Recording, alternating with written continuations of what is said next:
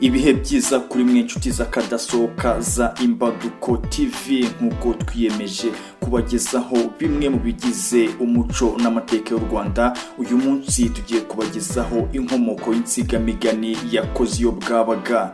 Tunashimira cyane mwebwe mwamaze gukanda subscribe kuri Imbaduko TV, mukinjira mu muryango mugari wacu.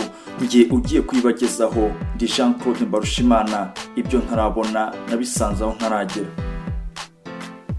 Uyu mugani baca ngo yakoze iyo bwabaga cyangwa yakoze aho bwabaga wakomotse kuri Nkoma ya Nkondogoro Sekirasanyi, ikirozi cyo mu marangara kitarogera ubusa uretse abagihaye ihene n'intama ahasaga umwaka w'1500.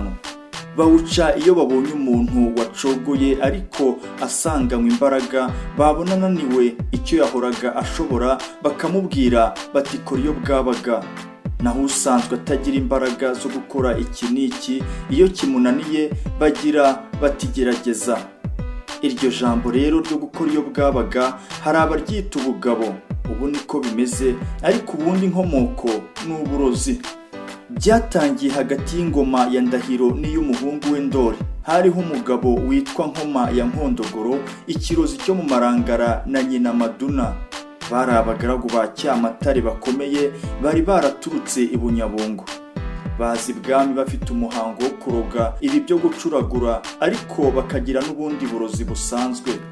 Aho shebuja apfiriye yishwe n'abakongoro bamutsinze irubi rw'inyundo mu Bugamba i Gisenyi, Ndora amaze gucikira ikaragwe k'abahinda muri Tanzania, rubanda bahinduka abari abatoni b'ibwami, barabahiga barabahashya kugira ngo batagira icyo bavuga kuri Ndori, kuko bamwe bakekaga ko akiriho, abandi bati yapfanye na se. Ubwo abanyamarangara batera Nkoma, baramunyaga baramusenyera, iwe bahagira imara, ibyeso byarimo uburozi barabijanjagura. Ubwo Induga n'amarangara byari bimaze kwigarurirwa n'Abasinga. Amarangara atwarwa na Rukomane mwishywa wa Mateke, nayo Nduga ari Mateke uwo. Rukomane rero arashega amenesha Abaryankuna. Bukeye Abaryankuna bateranira kwa Karangana mu kona ka Mashyoza hagati ya Runda na Gihara, bajya inama yuko bazagenza Rukomane. Babwira Nkoma bati ko wajyaga wiyemeza ngo uri umurozi, ubu waturogera Rukomane ukamudukiza. Nkoma ati nta burozi nkigira, barabumenye kandi sinabona uko ncumba ubundi. Abandi baramubwira bati jya gukoraho bwabaga nibura ukokore, kandi ntubuze abo mwabanye babaye ibyegera bye bazamuduhera agapfa tukaruhuka. Aradukukanye yo kabura amagara. Abaryankuna bamaze kuzuza inama, Nkoma arataha ajya kureba ahahoze ari iwe mu turyo bajanjaguye, asangamo uburozi ariko buke, arabukokora abushyira Gashumba w'umunyanzoga wa Rukomane wahoze ari umugaragu we. Amubwira ko nabumumuhera bazamugororera cyane. Gashumba arabyemera, arabwakira, abuha Rukomane, arabunywa. Amaze kubunywa araryama, bucya ari intumbi. Abaryankuna babyumvise si ukwishima, batera hejuru bati Nkoma ya Nkondogoro yakoze aho bwabaga. Kuva ubwo rero rubanda babona umuntu unaniwe n'umurimo yari asanzwe ashobora, bakigana uko Abaryankuna babwiye Nkoma bati kora aho bwabaga, ariko bo baba bavuga ubugabo yari asanganywe. Bifata bityo. Kora aho bwabaga rero ni ukwiharahara. Inkomoko y'insigamigani ya Rumyegihwa. Uyu mugani baca ngo ya Rumyegihwa bawuca iyo babajije umuntu iki n'iki agaceceka, cyangwa se babonye ababara agashinyiriza ashira ariko ntatake, nibwo bavuga bati ya Rumyegihwa. Wakomotse kuri Gihwa, wari umutware w'Ikibari mu Ruhengeri n'ahandi byegeranye, ahayinga umwaka w'1500. Muri ayo magingo abakongoro bamaze kwica Ndahiro Cyamatare, Gihwa yigaruriye utwo turere, aca iteka ry'uko nta muntu uzongera kugurana imyaka mu Kibari. Ubwo yavugaga uturere tw'u Rwanda rudahinga amashaza nk'Ubuganza, Bwanacyambwe, Amayaga n'Induga n'ahandi, dore ko guhinga amashaza byakwiriye mu Rwanda hose vuba. Ubundi bahingaga amasaka yera bakajya kuyagurana amashaza mu nkiga. Gihwa rero amaze guca iteka abwira Abanyakibari ati uwo muzabona azanye amasaka kugurana amashaza mujye muyamwambura mu mureke yigendere, ariko ntimukagire icyo mumutwara. Icyakora nabateraho amahane mujye mumunzanira mu rume. Yari umuhanga wo kuryana amenyo. Kuva ubwo uwo babonanye amasaka bakayamwambura, yatera amahane bakamujyana kwa Gihwa akamurya amenyo. Biba akamenyero, uwo babonye bakamwambura, unaniranye bakamwegereza Gihwa akamushishimura akagenda avirirana. Yahura n'abandi baje kugurana bagakimirana ubutarora inyuma. Mu gitondo abo mu turere twose baba bamaze kumenya iteka rya Gihwa. Bacukiraho ntibongera gukinisha kujya mu Kibari. Ubwo mu Bwanacyambwe i Kigali ahitwa mu Busasanzobe hagatura umugabo witwa Rubango, yari yarabyirukiye mu bushumba, ari umwungeri uzi gukura inyana amahembe byaribuwe.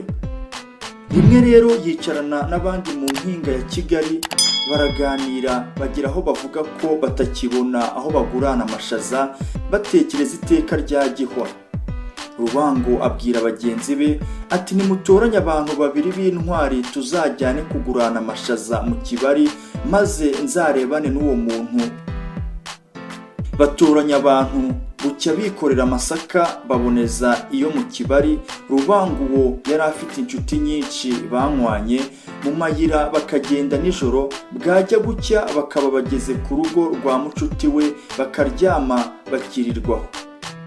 Begereje mu Kibari, Rubango abwira bagenzi be ati noneho tuze kugenda ku kirengarenga, nibigera mu mataha y'inyana tube tugeze kwa Gihwa, kuko nta handi nzaguranira. Bigejeje ku kirengarenga bashyira nzira, inka zigiye gukamwa baba basesekaye kwa Gihwa mu muharuro. Rubango akaba yitwaje inkoni n'indiga ayambaye mu kizigira. Bageze ku irembo ati yemwe abo kwa Gihwa nimugire umwami. Abari hafi barikiriza. Rubango ati nta mashaza mwagira ngo mutuguranire amasaka. Abandi bumvise iyo mvugo baratangara, bati uwo muntu ushirika ubwoba bingana bityo aturutse he? Ati ndaturuka i Bwanacyambwe. Bose barashika baza kumureba, baramwegera baturavuga make. Rubango ati ndashaka ko munguranira amashaza, mfite amasaka. Baramureba barumirwa, basubira mu rugo kubibwira Gihwa. Bamaze kugenda, Rubango abwira bagenzi be ati mureke abari njyewe njyenyine, namwe mukenyere mwitegure tuze kubasiga. Ajya mu rugo, agezeyo Gihwa aramubaza ati urashaka iki? Rubango aramuninira.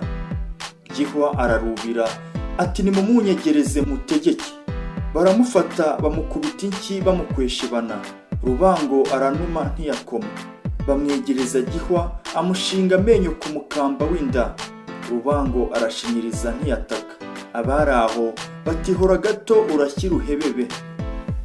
Nuko Rubango akoraho bwabaga, ni umuntu rero wamenyereye gukura inyana amahembe. Uko Gihwa yakamushinze amenyo ku mukamba w'inda, undi ayamushinga ku ngusho, ku gakanu arashingishira. Gihwa aranegekara acura umuborogo, abe bagakeka ko ari Rubango utaka kuko hatabonaga. Rubango akura indiga aramusogota, amuvaho afumya amariruka. Bagenzi be bamwomaho barambuka, abo kwa Gihwa bahugira kumwunamira, bavuza induru ikwira Ikibari, batumuhashya rumye Gihwa none arapfuye. Bararira bucya bahamba.